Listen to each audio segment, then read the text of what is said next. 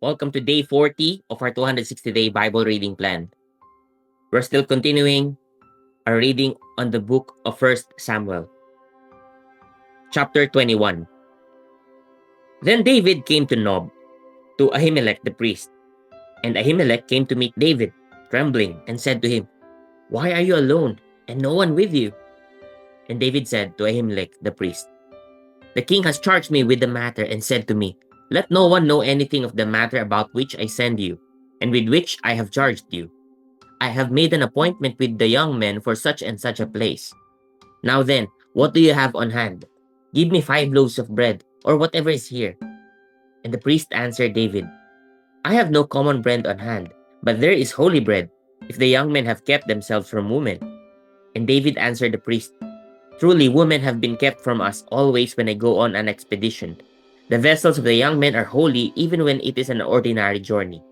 How much more today will their vessels be holy?" So the priest gave him the holy bread, for there was no bread there but the bread of the presence, which is removed from before the Lord, to be replaced by hot bread on the day it is taken away. Now a certain man of the servants of Saul was there that day, detained before the Lord. His name was Doeg the Edomite, the chief of Saul's herdsmen. Then David said to Ahimelech, "Then have you not here a spear or a sword at hand? For I have brought neither my sword nor my weapons with me, because the king's business required haste." And the priest said, "The sword of Goliath the Philistine, whom you struck down in the valley of Elah, behold, it is here wrapped in a cloth behind the ephod. If you will take that, take it, for there is none but that here." And David said, "There is none like that. Give it to me." And David rose and fled that day from Saul and went to Achish the king of Gath. And the servants of Achish said to him, "Is not this David, the king of the land? Did they not sing to one another of him in dances? Saul has struck down his thousands, and David his 10,000s." And David took these words to heart and was much afraid of Achish the king of Gath.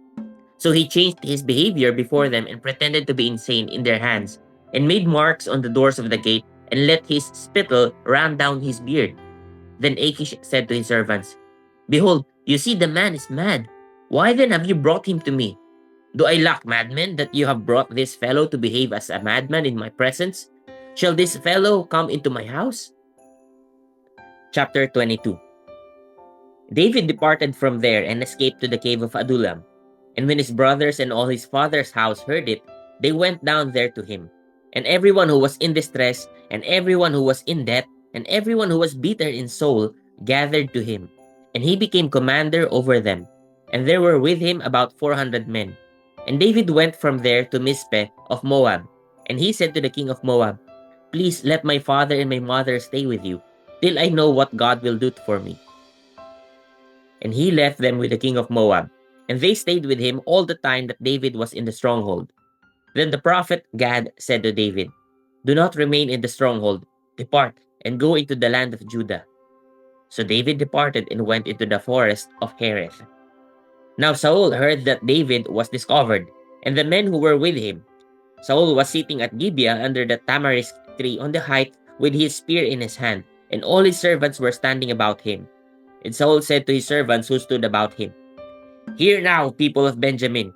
Will the son of Jesse give every one of you fields and vineyards? Will he make you all commanders of thousands and commanders of hundreds, that all of you have conspired against me? No one discloses to me when my son makes a covenant with the son of Jesse. None of you is sorry for me or discloses to me that my son has stirred up my servant against me, to lie in wait as at this day." Then answered Doeg the Edomite, who stood by the servants of Saul, "I saw the son of Jesse coming to Nob, to Ahimelech the son of Ahitub. And he inquired of the Lord for him, and gave him provisions, and gave him the sword of Goliath the Philistine." Then the king sent to summon Ahimelech the priest, the son of Ahitub, and all his father's house, the priests who were at Nob, and all of them came to the king. And Saul said, "Hear now, son of Ahitub." And he answered, "Here I am, my lord." And said to him, "Why have you conspired against me, you and the son of Jesse, in that you have given him bread and a sword, and have inquired of God for him, so that he has risen against me to lie in wait as at this day?" Then Ahimelech answered the king, And who among all your servants is so faithful as David, who is the king's son-in-law and captain over your bodyguard and honored in your house? Is today the first time that I have inquired of God for him? No, let not the king impute anything to his servant or to all the house of my father, for your servant has known nothing of all this, much or little. And the king said, You shall surely die, Ahimelech, you and all your father's house. And the king said to the guard who stood about him, Turn and kill the priests of the Lord, because their hand also is with David. And they knew that he fled and did not disclose it to me.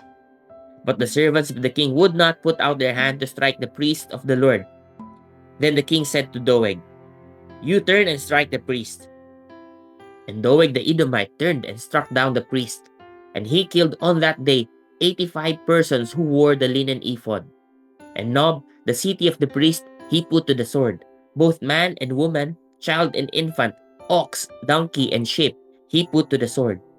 But one of the sons of Ahimelech, the son of Ahitub, named Abiathar, escaped and fled after David. And Abiathar told David that Saul had killed the priest of the Lord. And David said to Abiathar, I knew on that day, when Doeg the Edomite was there, that he would surely tell Saul, I have occasioned the death of all the persons of your father's house. Stay with me, do not be afraid. For he who seeks my life seeks your life. With me you shall be in safekeeping. Chapter 23. Now they told David, Behold, the Philistines are fighting against Keilah and are robbing the threshing floors. Therefore David inquired of the Lord, Shall I go and attack these Philistines? And the Lord said to David, Go and attack the Philistines and save Keilah. But David's men said to him, Behold, we are afraid here in Judah. How much more then if we go to Keilah against the armies of the Philistines? Then David inquired of the Lord again, and the Lord answered him, Arise, go down to Keilah, for I will give the Philistines into your hand.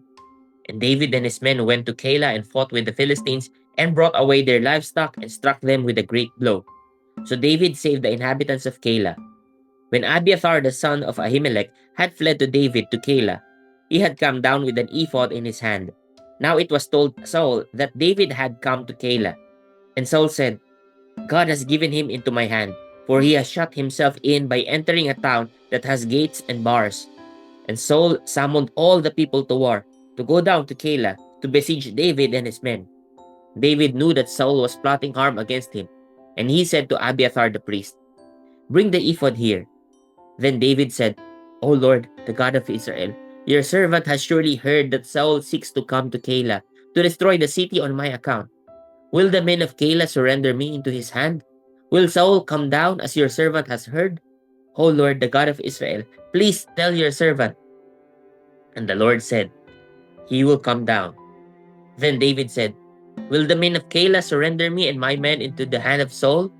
And the Lord said, They will surrender you.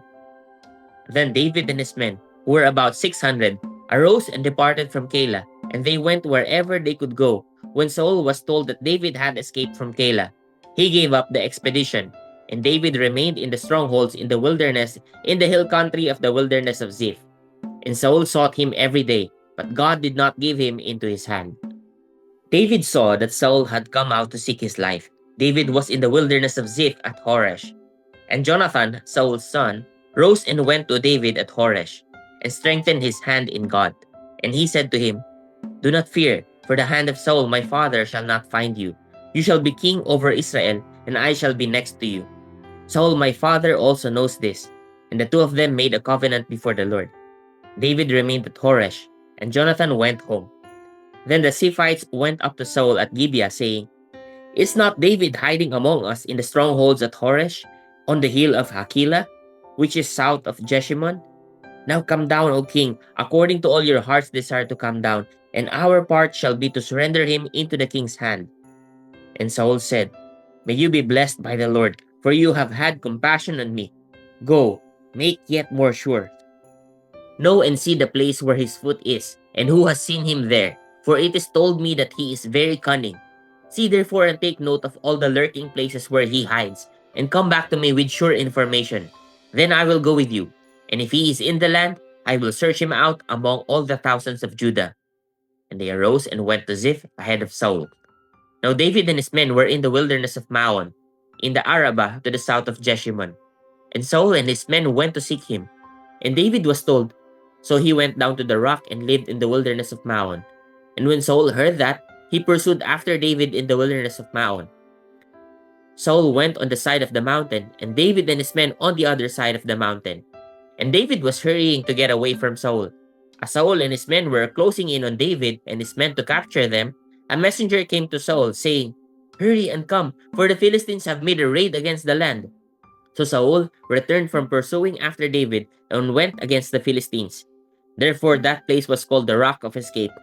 And David went up from there and lived in the strongholds of En-gedi. Chapter 24. When Saul returned from following the Philistines, he was told, "Behold, David is in the wilderness of En-gedi." Then Saul took 3,000 chosen men out of all Israel and went to seek David and his men in front of the wild goats' rocks. And he came to the sheepfolds by the way, where there was a cave, and Saul went in to relieve himself. Now David and his men were sitting in the innermost parts of the cave. And the men of David said to him, "Here is the day of which the Lord said to you, Behold, I will give your enemy into your hand, and you shall do to him as it shall seem good to you." Then David arose and stealthily cut off a corner of Saul's robe. And afterward, David's heart struck him, because he had cut off a corner of Saul's robe. He said to his men, "The Lord forbid that I should do this thing to my Lord, the Lord's anointed, to put out my hand against him, seeing he is the Lord's anointed." So David persuaded his men with these words and did not permit them to attack Saul. And Saul rose up and left the cave and went on his way. Afterward, David also arose and went out of the cave and called after Saul, "My lord, the king!" And when Saul looked behind him, David bowed with his face to the earth and paid homage.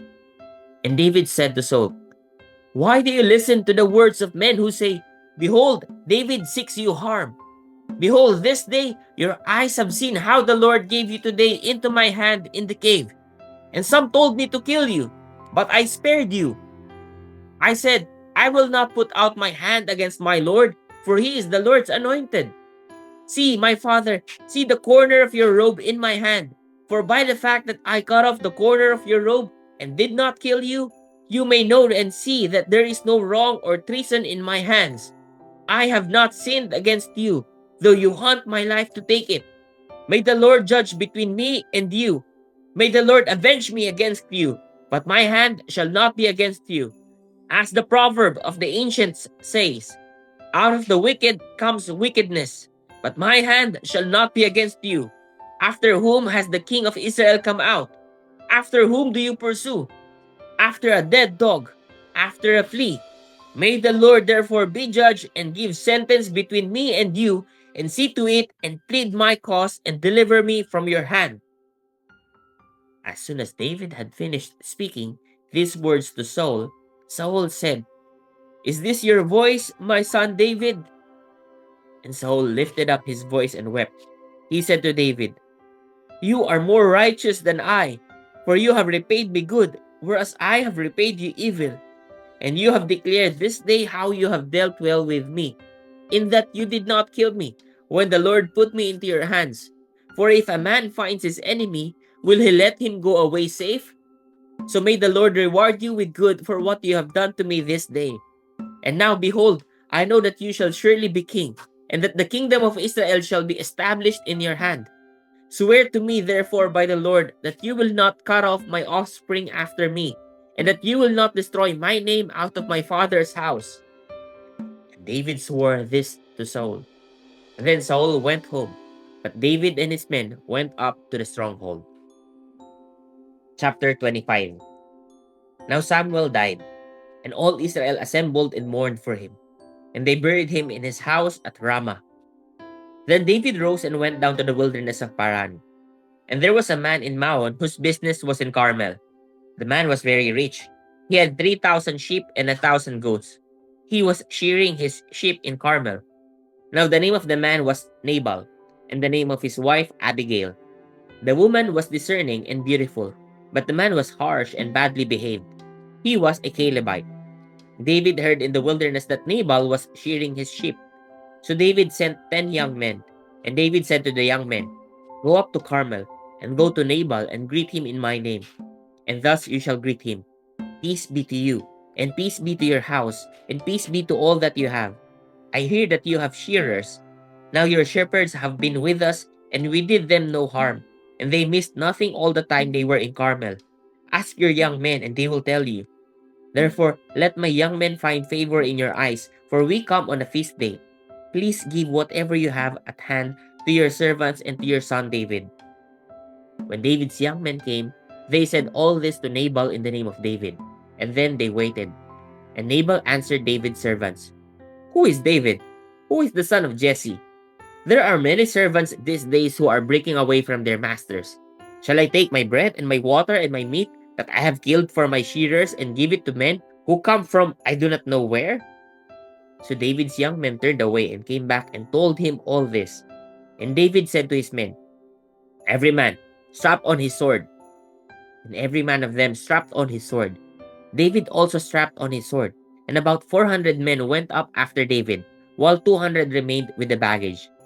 But one of the young men told Abigail, Nabal's wife, Behold, David sent messengers out of the wilderness to greet our master, and he railed at them. Yet the men were very good to us, and we suffered no harm, and we did not miss anything when we were in the fields, as long as we went with them. They were a wall to us both by night and by day, all the while we were with them keeping the sheep. Now therefore know this, and consider what you should do, for harm is determined against our master and against all his house, and he is such a worthless man that one cannot speak to him. Then Abigail made haste and took 200 loaves and 2 skins of wine and 5 sheep already prepared and 5 seahs of parched grain and 100 clusters of raisins and 200 cakes of figs and laid them on donkeys.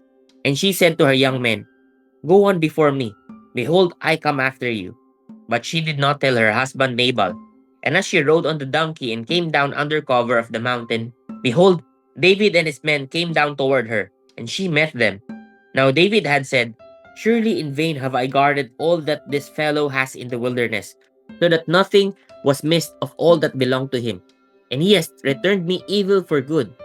God do so to the enemies of David and more also, if by morning I leave so much as one male of all who belongs to him. When Abigail saw David, she hurried and got down from the donkey and fell before David on her face and bowed to the ground. She fell at his feet and said, On me alone, my lord, be the guilt. Please let your servant speak in your ears and hear the words of your servant. Let not my lord regard this worthless fellow Nabal, for as his name is, so is he. Nabal is his name, and folly is with him. But I, your servant, did not see the young men of my lord, whom you sent. Now then, my lord, as the Lord lives, and as your soul lives, because the Lord has restrained you from blood guilt and from saving with your own hand, now then, let your enemies and those who seek to do evil to my lord be as Nabal. And now let this present that your servant has brought to my lord be given to the young men who follow my lord. Please forgive the trespass of your servant, for the Lord will certainly make my lord a sure house, because my lord is fighting the battles of the Lord. And evil shall not be found in you so long as you live. If men rise up to pursue you and to seek your life, the life of my lord shall be bound in the bundle of the living in the care of the Lord your God. And the lives of your enemies he shall sling out as from the hollow of a sling. And when the Lord has done to my lord according to all the good that he has spoken concerning you, and has appointed you prince over Israel, my lord shall have no cause of grief or pangs of conscience for having shed blood without cause, or for my lord working salvation himself. And when the Lord has dealt well with my lord, then remember your servant. And David said to Abigail, Blessed be the Lord, the God of Israel, who sent you this day to meet me. Blessed be your discretion, and blessed be you who have kept me this day from blood guilt and from working salvation with my own hand. For as surely as the Lord, the God of Israel, lives, who has restrained me from hurting you, unless you had hurried and come to meet me, truly by morning there had not been left to Nabal so much as one male. Then David received from her hand what she had brought him, and he said to her, Go up in peace to your house. See, I have obeyed your voice, and I have granted your petition. And Abigail came to Nabal, and behold, he was holding a feast in his house, like the feast of a king. And Nabal's heart was merry with him, for he was very drunk. So she told him nothing at all until the morning light. In the morning, when the wine had gone out of Nabal, his wife told him these things, and his heart died within him, and he became as a stone. And about 10 days later, the Lord struck Nabal and he died. When David heard that Nabal was dead, he said, "Blessed be the Lord who has avenged the insult I received at the hand of Nabal, and has kept back his servant from wrongdoing. The Lord has returned the evil of Nabal on his own head." Then David sent and spoke to Abigail to take her as his wife. When the servants of David came to Abigail at Carmel, they said to her, "David has sent us to you to take you to him as his wife." And she rose and bowed with her face to the ground and said, "Behold, your handmaid is a servant to wash the feet of the servants of my lord." And Abigail hurried and rose and mounted a donkey, and her 5 young women attended her. She followed the messengers of David and became his wife. David also took Ahinoam of Jezreel, and both of them became his wives. Saul had given Michal his daughter, David's wife, to Palti the son of Laish, who was of Galim. Praise God for the reading of His Word.